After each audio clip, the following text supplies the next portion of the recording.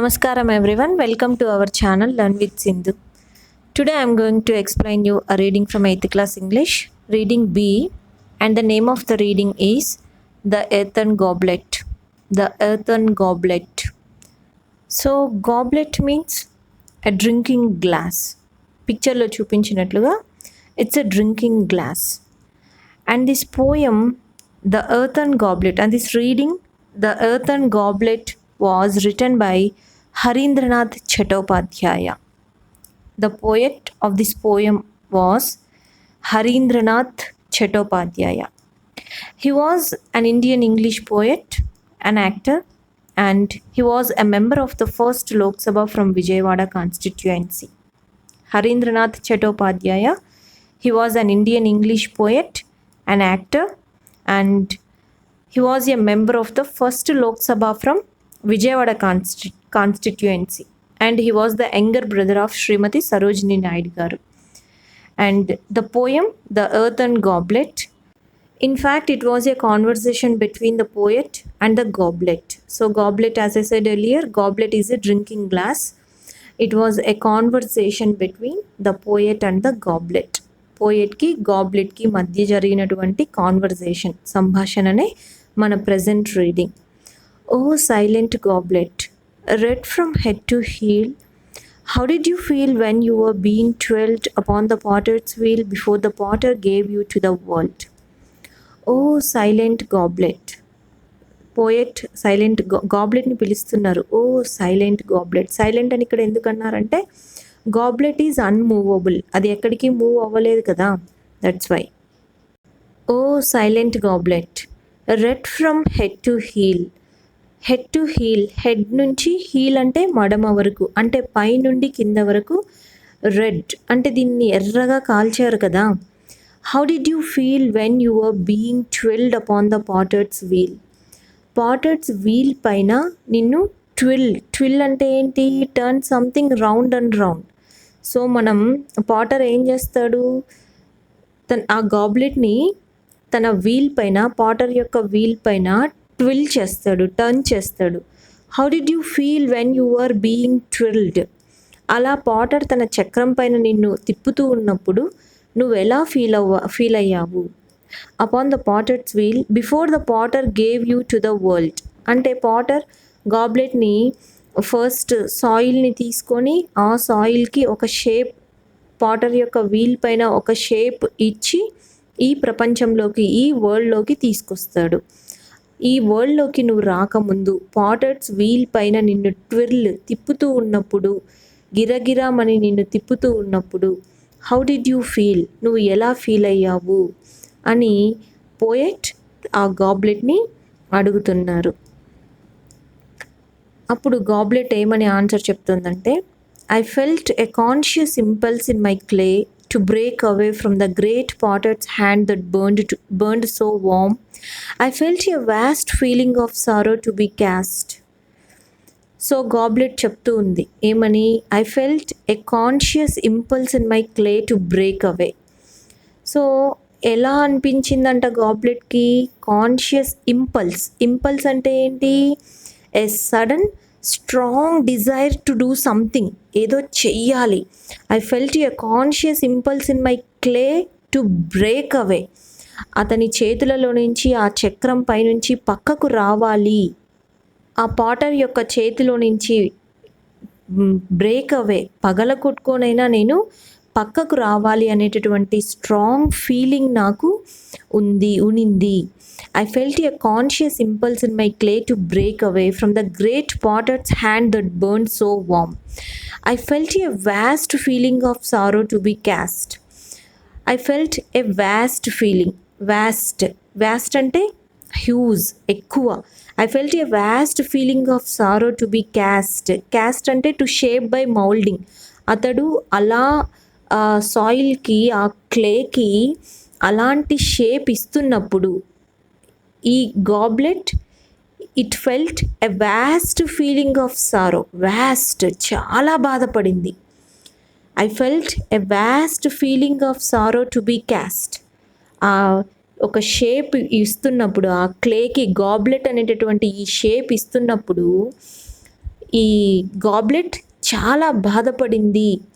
I felt a vast feeling of sorrow to be cast into my present form.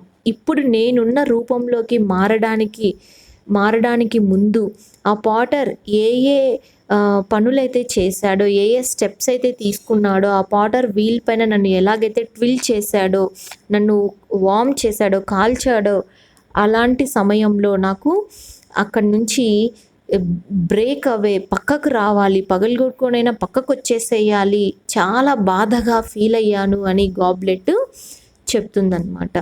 So ఇక్కడ ఏం చెప్పచ్చు అంటే మనం we can say that the theme of the poem is it is to highlight the value of living a natural life while enjoying the simplicity of life. Like goblet తను సాయిల్లో ఉన్నప్పుడు మాత్రమే హ్యాపీగా feel అయింది. గాబ్లెట్కి ఇంత మంచి షేప్ ఇచ్చినా, దాన్ని స్ట్రాంగ్గా మార్చినా కూడా తను హ్యాపీగా ఫీల్ అవ్వలేదు, తను బాధపడింది.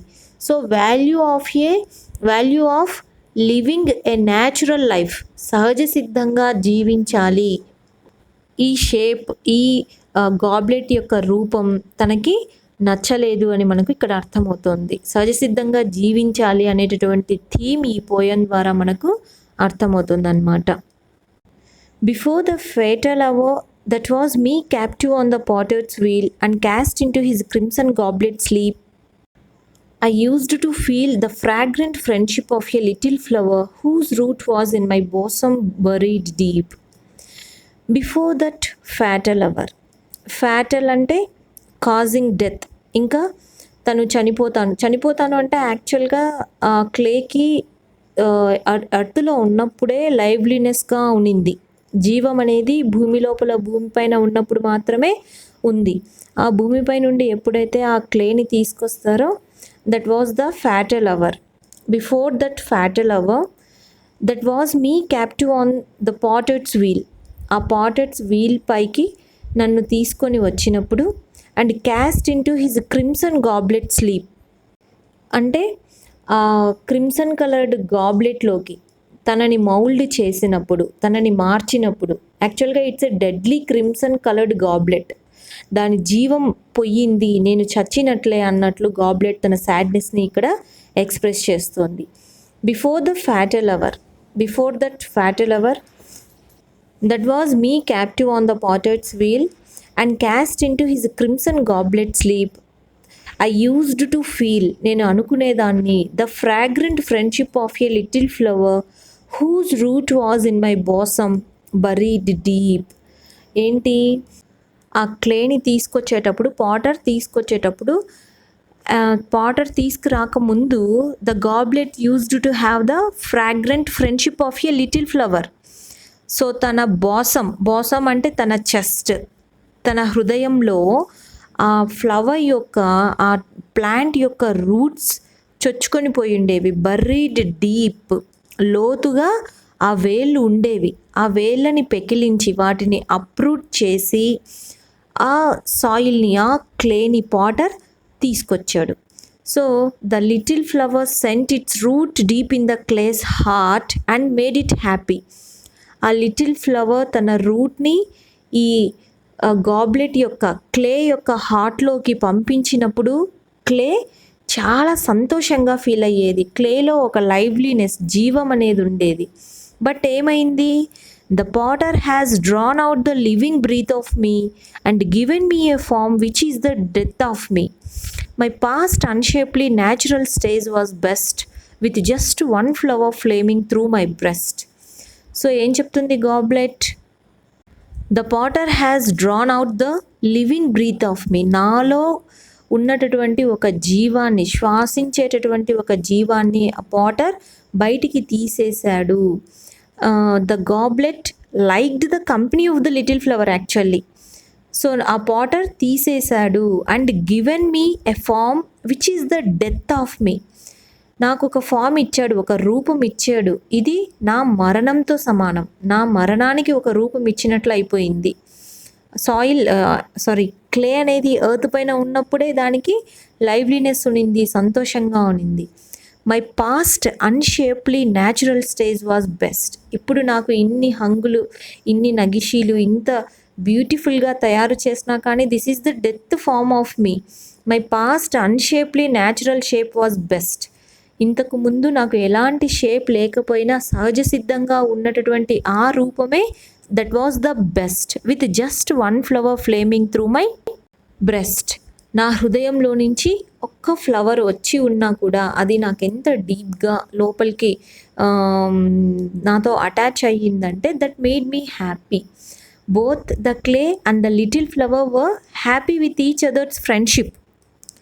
సో ఇలాగా ఎర్త్ అండ్ గాబ్లెట్ తన సాడ్నెస్ని ఈ విధంగా రివీల్ చేసింది. So finally we can say the theme of the poem is to highlight the value of living natural life while enjoying the simplicity of life.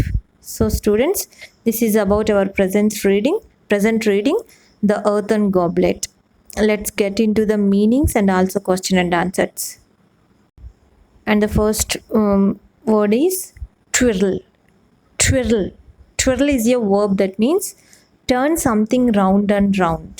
దేన్నైనా రౌండ్ అండ్ రౌండ్గా తిప్పడాన్ని ట్విర్లింగ్ అంటారు. Fatal is an adjective that means causing death. Fatal hour అని మనం చెప్పుకున్నాం కదా. Captive is a noun that means prisoner, ఖైదీ అని. And next, impulse is a noun that means a sudden strong desire to do something without thinking. ఏది ఆలోచించకుండా ఏదో చెయ్యాలి అనేటటువంటి సడన్ స్ట్రాంగ్ డిజైర్నే ఇంపల్స్ అంటారు. Vast is an adjective that means huge, పెద్దది, చాలా.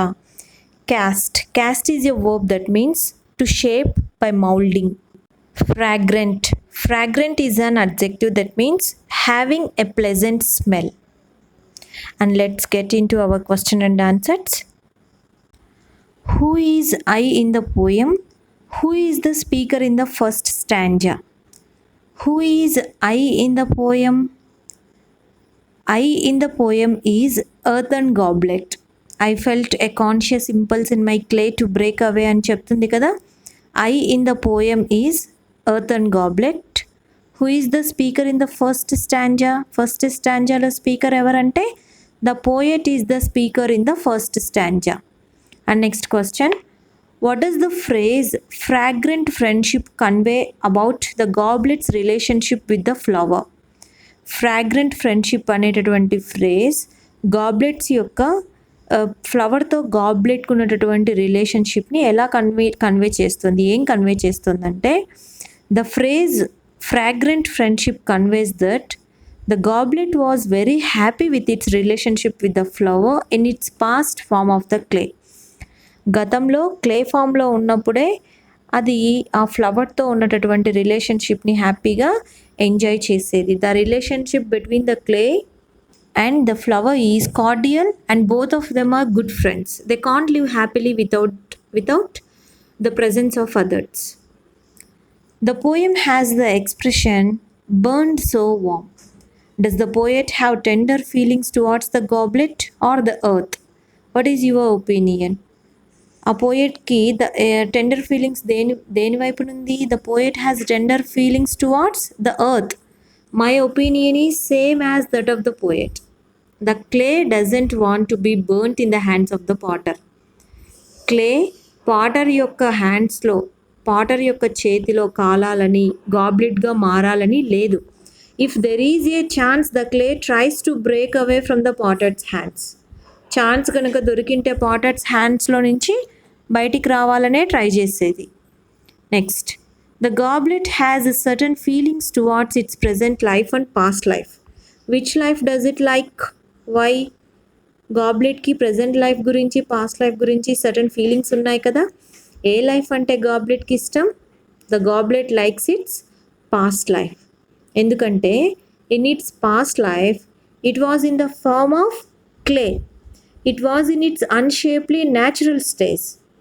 It had a fragrant friendship with a little flower. The little flower sent its root deep in its bosom. తన హృదయంలో, బాసం అంటే చెస్ట్ అని చెప్పాను కదా, తన హృదయంలోకి ఆ లిటిల్ ఫ్లవర్ యొక్క రూట్ డీప్గా వెళ్ళినింది. Then it felt very happy in the presence of the little flower. But its present life is a deadly one. దానికి ఒక మంచి రూపం ఇచ్చినా కానీ that's the death form. The potter has drawn out its living breath. Hence, the goblet likes its past life. Next, what common things do you notice between the expression living breath of me and natural stage? Living breath of me natural స్టేజ్కి మధ్య ఉన్నటువంటి common expression ఏంటంటే that is life, happiness, warmth. The common things between the expressions living breath and natural stage are life, warmth, and happiness. So children, this is about our present reading, The Earthen Goblet. So మీకు ఈ content useful అనిపిస్తే please do like, share and subscribe to the channel. Okay, and I will catch you in our next video. Until then, take care, bye. Thank you for watching.